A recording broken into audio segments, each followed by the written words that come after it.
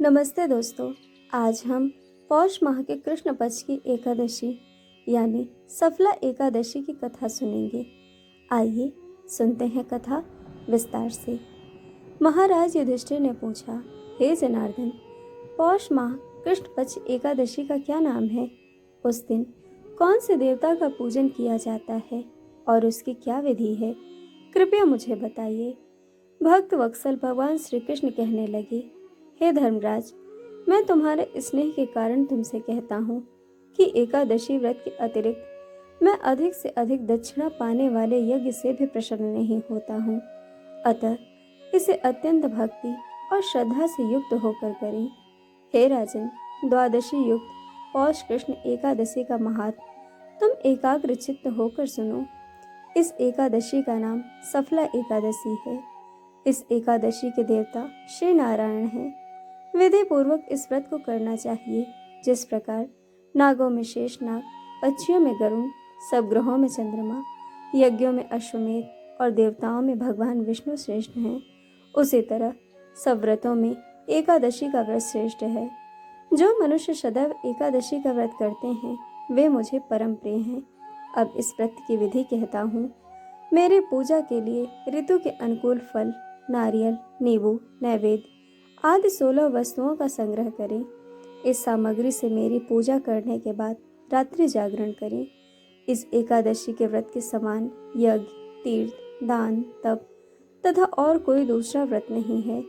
5000 वर्ष तप करने से जो फल मिलता है उससे भी अधिक फल सफला एकादशी का व्रत करने से मिलता है। हे राजन, अब आप इस एकादशी की कथा सुनिए। चंपावती नगर में एक महिष्मान नाम का राजा राज्य करता था। उसके 4 पुत्र थे। उन सब में लुम्पक नाम वाला बड़ा राजपुत्र महापापी था। वह पापी सदा पर स्त्री और वेश्यागमन तथा दूसरे बुरे कामों में अपने पिता का धन नष्ट किया करता था। सदैव ही देवता, ब्राह्मण, वैष्णव की निंदा किया करता था। जब राजा को अपने बड़े पुत्र के ऐसे कुकर्मों का पता चला तो उन्होंने उसे अपने राज्य से निकाल दिया। तब वह विचारने लगा कि कहाँ जाऊं, क्या करूं। अंत में उसने चोरी करने का निश्चय किया। दिन में वह वन में रहता और रात्रि में अपने पिता की नगरी में चोरी करता तथा प्रजा को तंग करने और उन्हें मारने का कुकर्म करता। कुछ समय पश्चात सारी नगरी भयभीत हो गई। वह वन में रहकर पशु आदि को मारकर खाने लगा। नागरिक और राज्य के कर्मचारी उसे पकड़ लेते हैं किंतु राजा के भय से छोड़ देते हैं। वन के एक अति प्राचीन विशाल पीपल का वृक्ष था। लोग उसकी भगवान के समान पूजा करते थे। उसी वृक्ष के नीचे वह महापापी लुम्पक रहा करता था। इस वन को लोग देवताओं की क्रीड़ा स्थली मानते थे।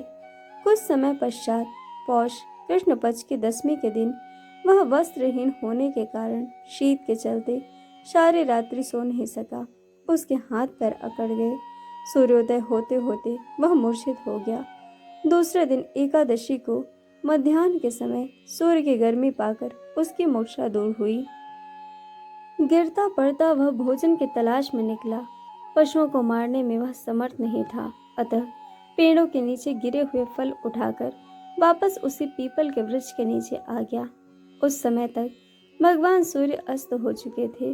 वृक्ष के नीचे फल रखकर कहने लगा, हे भगवान, अब आपके ही अर्पण है ये फल, आप ही तृप्त हो जाइए। उस रात्रि को दुख के कारण रात्रि को नींद भी नहीं आई। उसके इस उपवास और जागरण से भगवान अत्यंत प्रसन्न हो गए और उसके सारे पाप नष्ट हो गए। दूसरे दिन प्रातः एक अति सुंदर घोड़ा अनेक सुंदर वस्तुओं से सजा हुआ उसके सामने आकर खड़ा हो गया। उसी समय आकाशवाणी हुई, हे राजपुत्र, श्री नारायण की कृपा से तेरे सारे पाप नष्ट हो गए हैं। अब तो अपने पिता के पास जाकर राज्य कर। ऐसी वाणी सुनकर वह अत्यंत प्रसन्न हुआ और दिव्य वस्त्र धारण करके भगवान आपकी जय हो कहकर अपने पिता के पास चला गया। उसके पिता ने प्रसन्न होकर उसे समस्त राज्य का भार सौंप दिया और वन का रास्ता लिया। अब लुम्पक शस्त्रानुसार राज्य करने लगा। उसके स्त्री, पुत्र आदि सारा कुटुंब भगवान नारायण का परम भक्त हो गया। वृद्ध होने पर वह भी अपने पुत्र को राज्य का भार सौंपकर वन में तपस्या करने चला गया और अंत समय में वैकुंठ को प्राप्त हुआ। अतः जो मनुष्य इस परम पवित्र सफला एकादशी का व्रत करता है उसे अंत में मुक्ति मिलती है। जो नहीं करते वे पूंछ और सींगों से रहित पशुओं के समान हैं। इस सफला एकादशी के महात्म के पढ़ने से अथवा श्रवण करने से मनुष्य को अश्वमेध यज्ञ का फल मिलता है। तो दोस्तों, यह थी पौष माह कृष्ण पक्ष की एकादशी यानी सफला एकादशी की कथा एवं पूजा विधि। दोस्तों, कथा आपको कैसी लगी यह हमें कमेंट करके ज़रूर बताइएगा और चैनल को सब्सक्राइब, वीडियो को लाइक शेयर करना बिल्कुल मत भूलिएगा। वीडियो देखने के लिए आप सभी का बहुत बहुत धन्यवाद। जल्द मिलेंगे एक और नए वीडियो के साथ।